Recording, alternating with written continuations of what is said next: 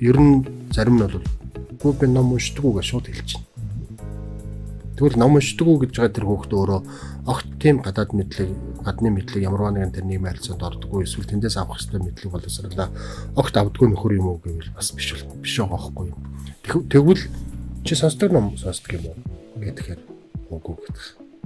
Тэгэхээр одооны энэ хүүхдүүдийн энэ хөвшилгийн технологид одоо дуртай байгаа технологич хүчин шиг маяг байгаа энэ юм дээр бол бид нар явахтаа тэр харахуугаар дамжаад мэдлэг олж авч байгаа тэр юм дээр нь тулгуурсан маягийн тэгээ тэрийн зөв залж чиглүүлсэн маягийн сургалтын технологиг л боловсруулахгүй бол бид нар хүүхдүүдэд голоо суугаад ах юм бол энэ сургалт үүндээ үр дүнд хүрэхгүй хүүхдүүдээ салхаана тэгээд энэ өөрснийхэн сурах арга барилаас өөр байгаа тоочоос хүүхдүүдийн сургалтын идэвхтэй оролцохгүй нэг ийм үед одоо нөгөө ихтэй сургалтын үйлчилгээ явуулж байна. Ийм оюутнуудтай бид нар нөхд болж байна. Тэгэхээр энэ бүхэл бүтэн үеийг бидний одоо дараагийн үе болж байгаа бүхэл бүтэн үеийг бид нар буруутгаад юу ч уншихгүй байна, юу ч харахгүй байна гэж суухаасаа өмнө бид нар сургалтынхаа технологиг л одоо яалтж байхгүй өөрчлөх арга барил өөрчлөх шаардлага гарч байна гэсэн ийм ойлголт авж байна.